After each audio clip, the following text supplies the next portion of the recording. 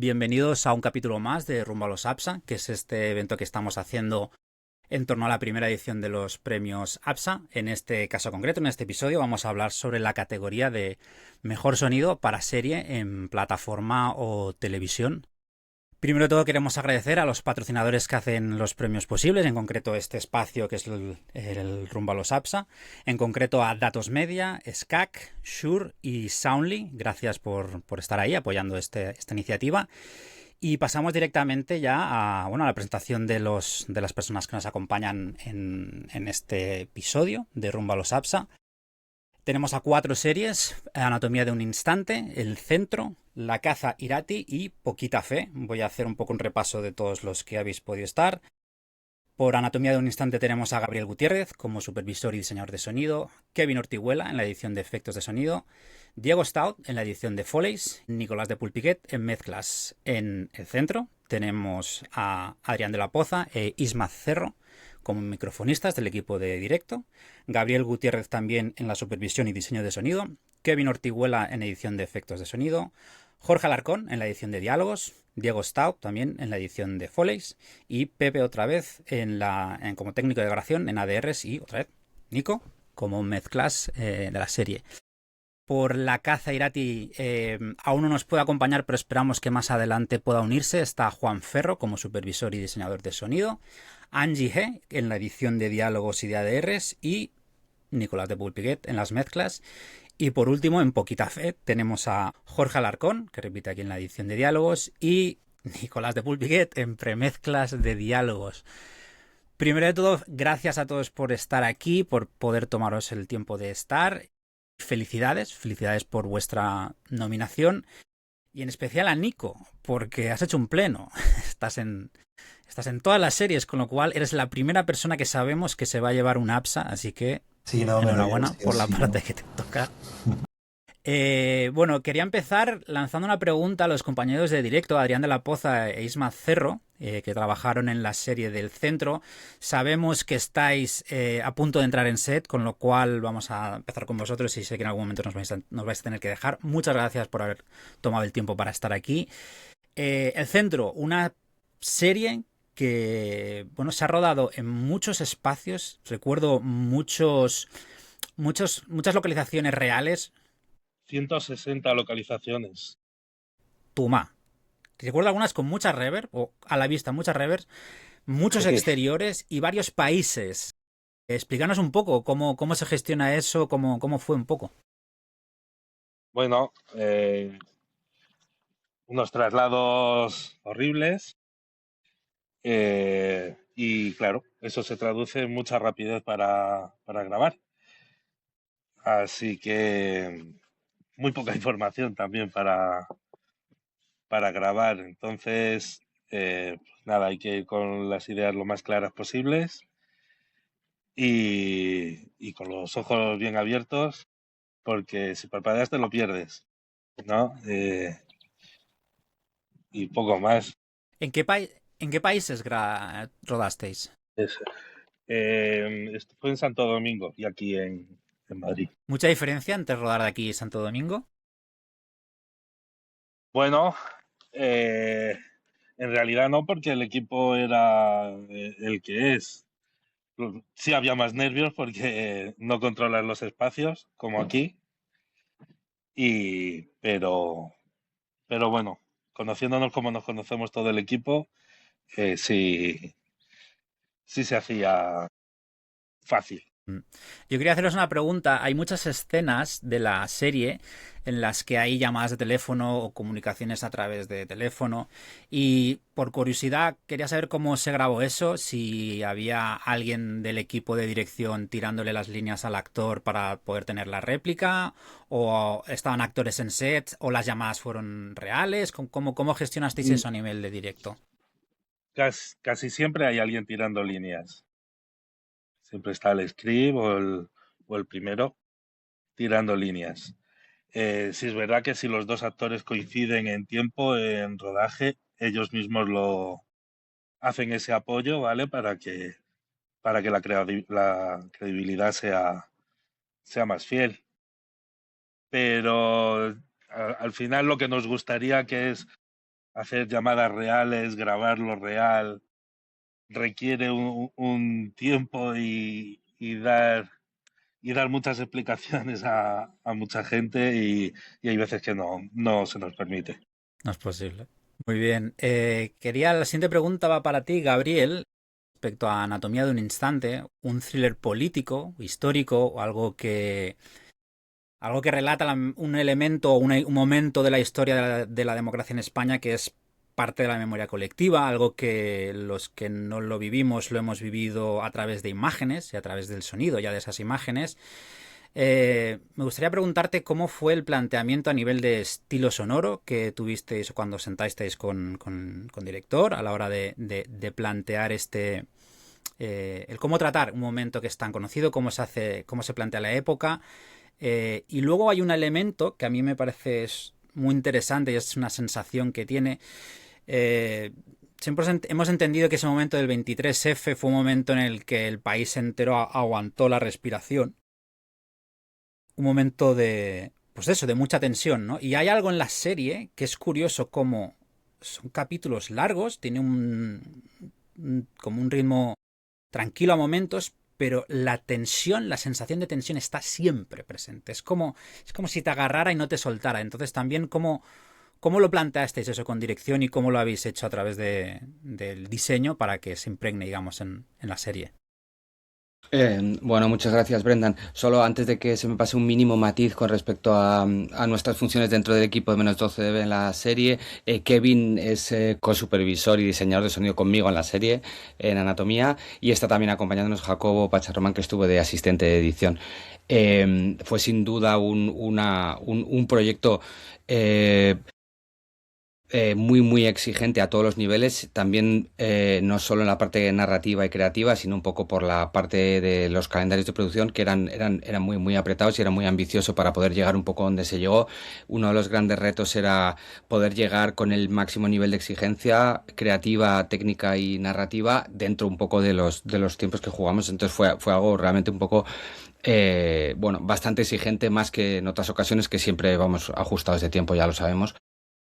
Con respecto a lo que comentas, bueno, el enfoque con respecto a Anatomía de un instante es muy muy interesante porque conviven. Por un lado, trata de tener un rigor extraordinario, un nivel de rigor y de detalle en cuanto a la fidelidad de lo que realmente sucedió.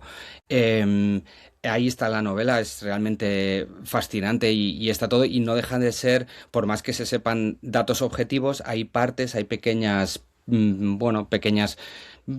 lagunas, que hay interpretaciones de una y otra parte, como puede haber en cualquier elemento de discusión, de debate, de conflicto, ¿no? Lo que se trató bajo todos los puntos de vista, era mantener un rigor extremo. Esto lo que hizo fue que hubiera cambios, no solo durante se hizo el rodaje, con toda la investigación, con todo el proceso de aprendizaje, los guiones se rodó, pero en la fase de postproducción se fue en todo momento afinando y haciendo modificaciones para dar aún más rigor, porque había pequeños matices que había que modificar para determinados nombres, recuerdo, determinadas expresiones, determinadas intervenciones de uno y otro personaje dentro de la historia, que se querían ir afinando y puliendo. Tanto es así con respecto al rigor.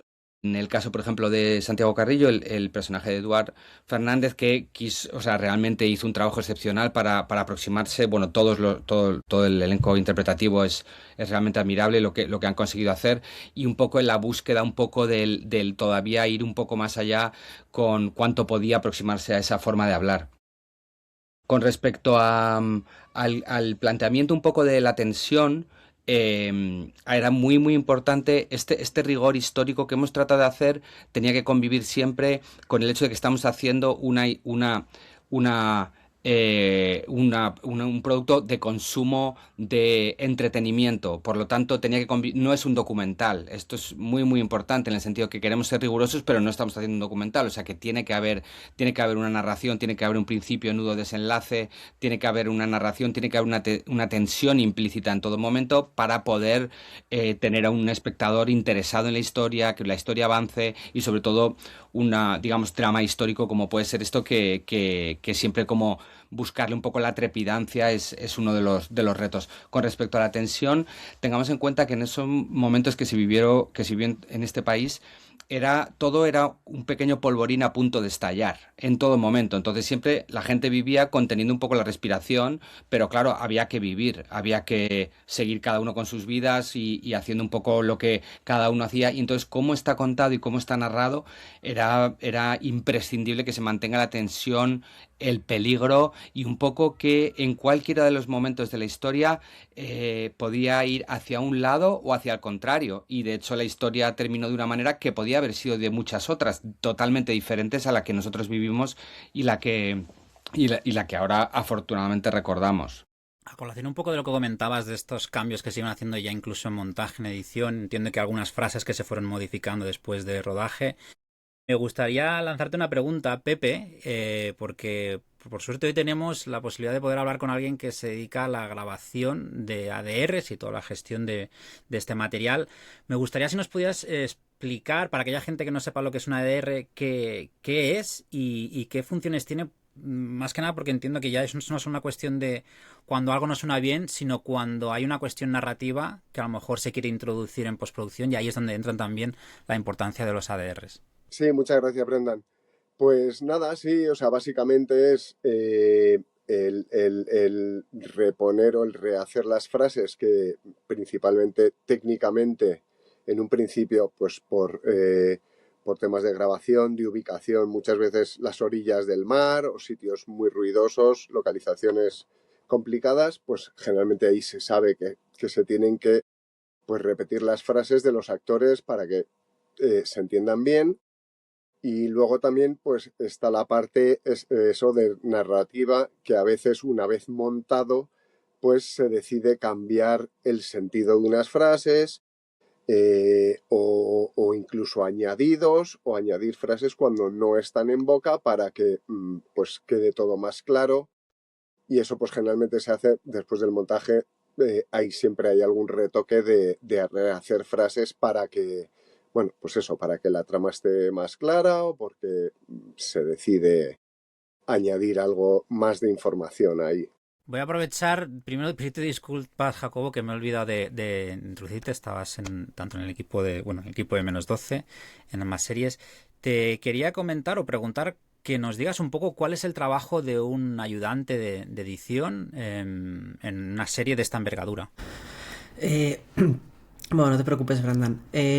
Pues en asistencia, sobre todo, un poco lo que hacemos es toda la parte pues como dice el nombre, asistir al resto del equipo. Entonces un poco todo el tema de comunicaciones, recepción de materiales y luego, por ejemplo, todo lo que nos llega desde montaje y nosotros lo recibimos y lo preparamos para que luego ya el resto de compañeros pues puedan trabajar bien, todo el flujo de trabajo sea adecuado y yo qué sé, si hay un cambio de montaje pues asegurar que todos estemos en la misma versión, reconformar todo para que todo esté siempre actualizado con el vídeo más reciente.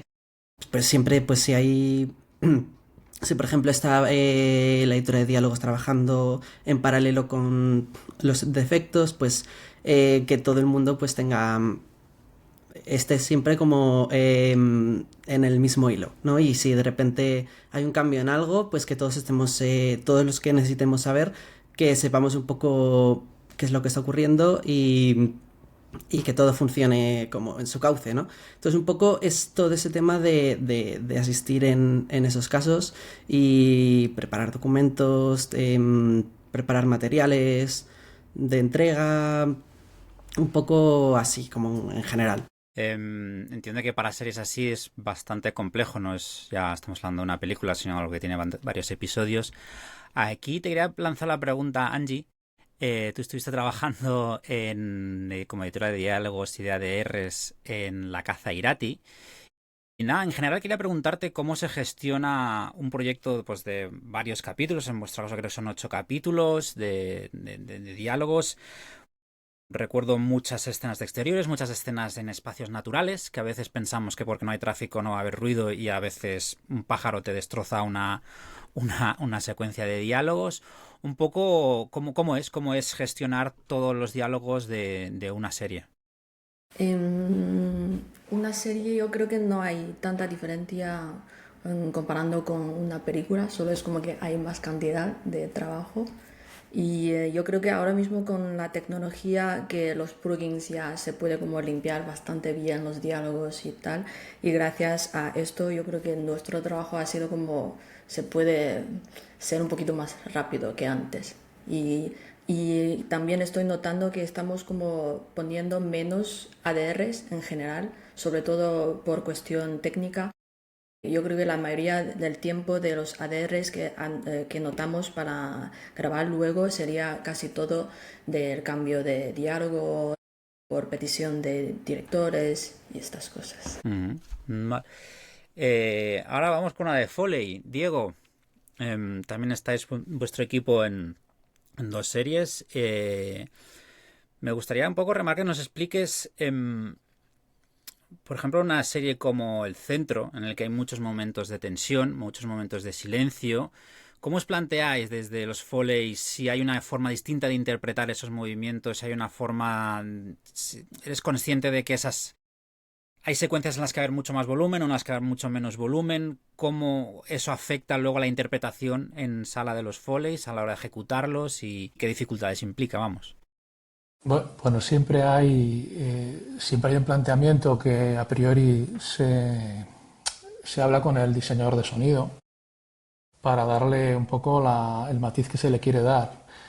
En una serie como El Centro es una serie como súper dinámica, súper llena de acción y de actividad, cantidad de personajes. Entonces ahí lo que hay es que básicamente matizar bien, o sea, que se entiendan bien y que se comprenda bien los movimientos de cada personaje, o sea, que cada personaje tenga pues el tipo de calzado que debe tener, incluso las estructuras sonoras de cada una de las superficies de las áreas como que estén muy bien diseñadas, ¿no? La oficina tiene que sonar a oficina, los exteriores tienen que sonar a exteriores, quiero decir, hay que hacer un diseño un poco como en todas las series. El centro no cambia con respecto a otras. A lo mejor hay otras series que son más naturalistas conceptualmente, y entonces se trabaja un poquito más el tema de la acústica, ¿no? Para darle un poquito más de realismo, ¿no? En el caso del centro, que es una serie muy dinámica, con muchísimos personajes, bueno, pues hay que hacer un trabajo importante de matizar, ¿no? Y de darle a cada uno de esos personajes la importancia que tiene, ¿no? Y eso generalmente siempre es una labor que previo a comenzar pues se habla con el diseñador, el encargado, ¿no? Se hace como una reunión y se diseña un poco cada uno de los personajes. Incluso desde Foley se le puede dar más o menos protagonismo, más o menos peso y más o menos intención. No te diría que el centro sea distinta a otras, a lo mejor es más compleja por cantidad de personajes. Realmente a veces lo que complica el Foley es la cantidad de cosas que suceden y que se entienda lo que se tiene que entender, porque a veces en escena hay muchísimas cosas, pero hay que matizar lo que es importante, en eso sí que hay que hacer hincapié, ¿no? Entonces, bueno, recuerdo El Centro, pues ya pasó un tiempo, como una serie laboriosa en el sentido de cantidad, y cuando hay mucha cantidad a lo que hay que conseguir focalizar bien a lo que es realmente importante, ¿no? Y desde nuestro punto, o sea, desde nuestra perspectiva y evidentemente desde el diseño sonoro, ¿no?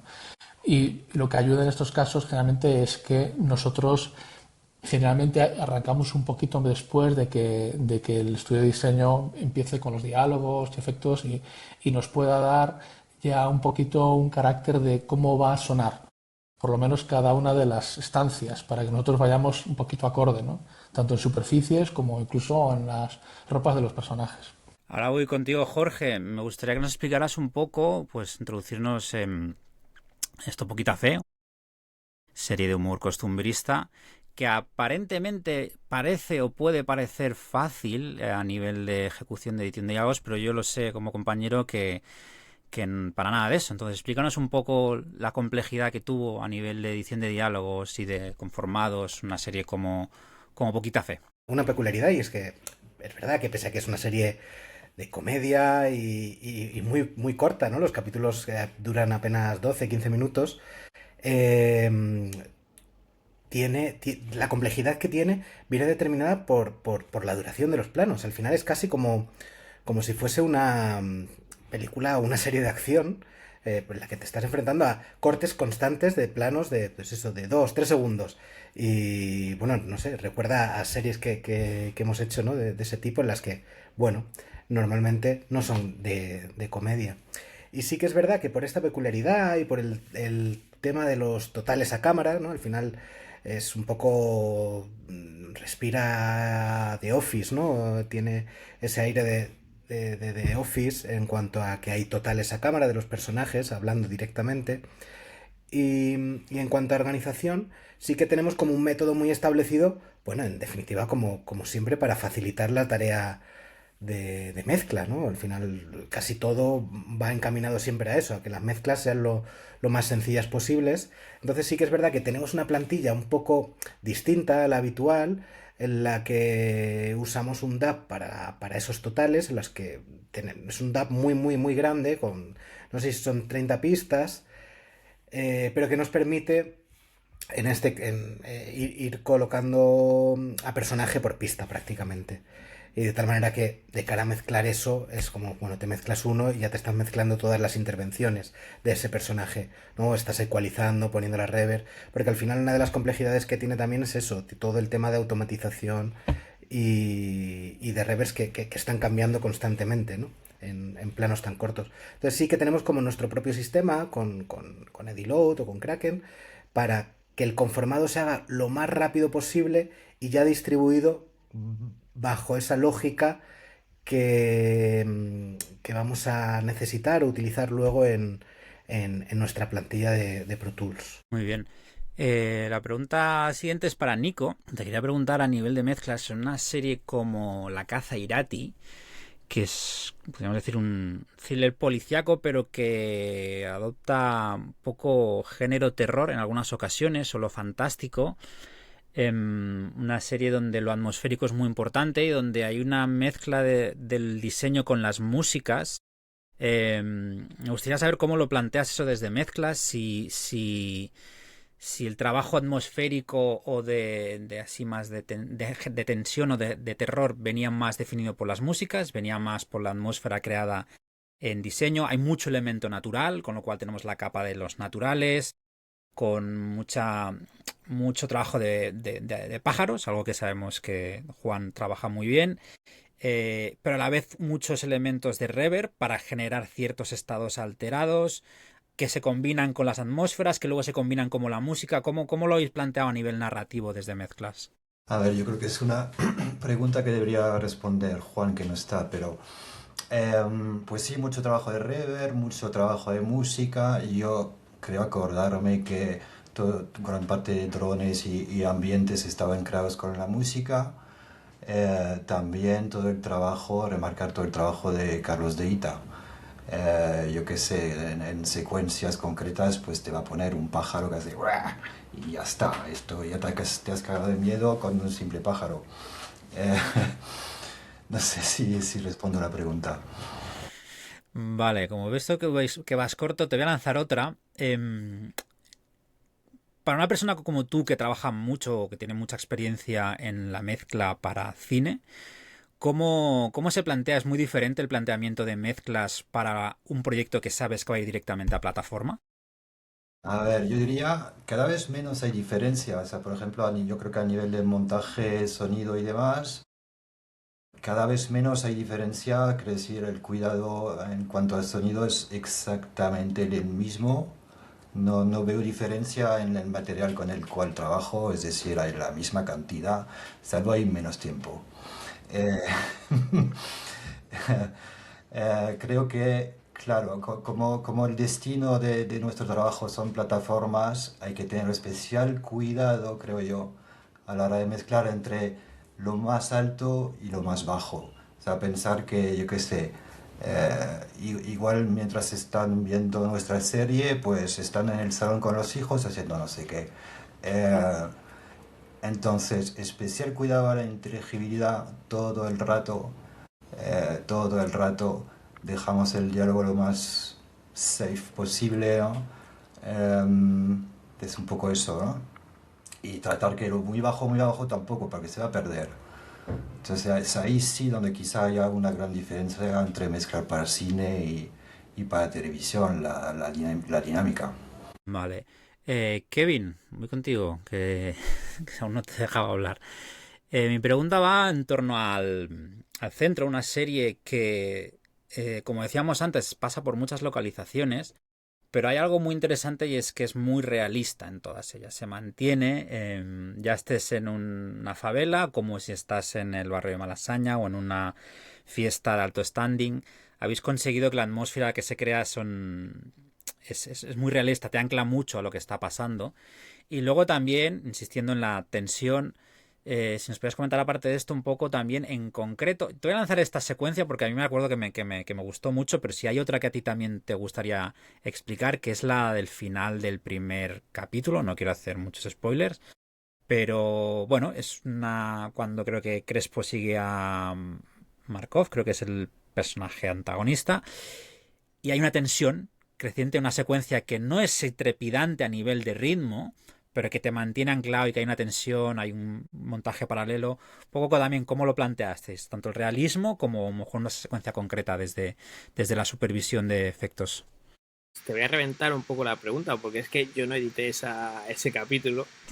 O sea, que igual... Bueno, pero de la parte realista sí que me puedes decir. Ahí y sí si te no, puedo decir, ¿no?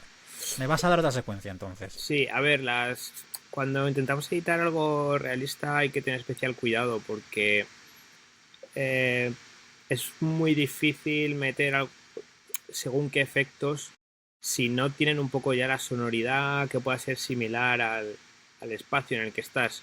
Hay efectos que son muy de librería que para nada no te lo coge la serie porque no te lo crees. Y aunque luego Nico podría integrarlo, aún así hay como un algo, el tipo de grabación que pueda tener, la proximidad, y a lo mejor Nico se pega media hora intentando integrar cosas que luego no funcionan. Desde edición hay que escuchar mucho, hay que darse buenos pasos por la librería, buscando lo que realmente funciona, no echar 40 cosas, sino echar las que funcionan, porque si tienes 3 que funcionan y echas una que no, esa te va a reventar todo el efecto en concreto que estás montando. Así que hay que tener gusto, ¿no? Como... No sé, es que no sé muy bien cómo explicarlo. No, sí, es eso, es gusto. Sí.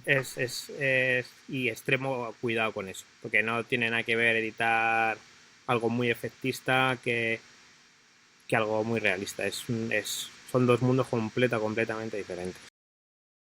¿Y una secuencia que me puedas dar?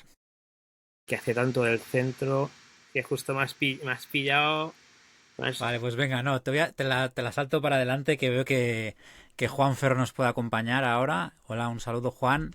Hola, buenas. Ahí te los tenemos. Perdón por llegar tarde. Ningún problema. Simplemente, mi pregunta era, bueno, hemos hablado un poco antes de La caza Irati, un thriller policial pero con toques fantásticos o que juega a ratos al género de terror. Algo parecido a un True Detective. En esta última temporada hay una escalada a nivel visual, técnica, de presentación y a nivel de diseño. Creo que habéis hecho un muy buen trabajo. Me interesan dos cosas, pero sobre todo hay una y es ¿cómo diría? Irati, la selva, ¿no? La presencia que tiene la selva, la construcción que habéis hecho, los diferentes espacios, cómo suenan dependiendo de qué parte de la historia nos está mostrando. El realismo a través de los pájaros. Creo que me gustaría que te hablaras un poco de vuestro trabajo con Carlos de Ita. Y un poco esa sensación de atmósfera que habéis logrado de crear un personaje más con la selva y cómo se ha planteado y cómo lo habéis utilizado para la trama de forma narrativa. Bueno, a ver, la selva tiene una característica o básicamente tiene una característica que es la inmersión desde la altura, ¿no? Que esto también nos ayudó bastante el trabajo. Uno de los saltos de la escalada de la que tú hablabas es que también la serie cambió de plataforma en esta temporada. Las temporadas anteriores eran de televisión española. Esta temporada cambió a Movistar, que nos ha permitido trabajar en Dolby Atmos. Entonces también hemos ganado este espacio en altura, no solo en multicanal, sino sabemos todos las características que te da el Dolby Atmos, el formato. Entonces también trabajamos justamente en un espacio que se desarrolla no solo a lo largo, sino a lo alto, ¿no? Entonces hemos construido como capas de altura, que esto nos ha permitido jugar muchísimo con la dimensión y el volumen de la selva. Tenemos lo que son las copas de los árboles, pero también tenemos ese punto intermedio en donde juegan los crepitares de las ramas, de las hojas, y luego tenemos ese suelo cubierto constantemente de hojas, de ramas, de barro, entonces también para el trabajo de Foley, de pasos, era un elemento muy interesante. Entonces lo hemos construido en diferentes alturas, ¿no? En cuanto a la altura, a la altura de copas, digamos, además de trabajar mucho con elementos de viento, que nos diera esa percepción constante de peligro, ¿no? De estar constantemente rodeados de pequeños crujidos, de pequeños movimientos, la sensación de crear un elemento vivo, ¿no? Con el movimiento de los árboles, de las ramas, de las hojas, de los crepitares que producen. También hemos trabajado, como tú contabas, con Carlos de Ita, que es un sonidista experto en naturaleza y en biología. Y bueno, con él trabajamos un poco la verosimilitud en un punto, crear un espacio verosímil, tanto en el lugar, por supuesto, que es la Selva de Irati en Navarra, como la hora del día, como la estación del año, pero además lo interesante con Carlos es que siempre intentamos que esto juegue no solo de una forma, no solo para crear el verosímil sin más, sino que además tenga una intención narrativa.